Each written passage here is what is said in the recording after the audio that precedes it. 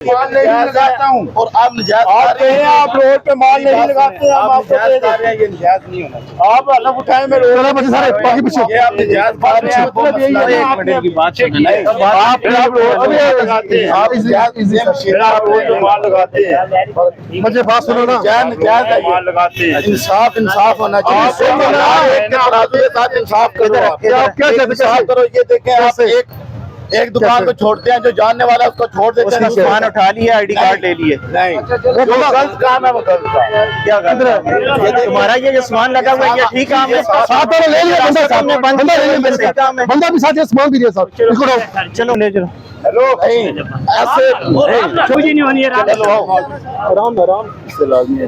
उठा के सामान अंदर करें, छोटे इसको अंदर करें। अंदर कर सामान,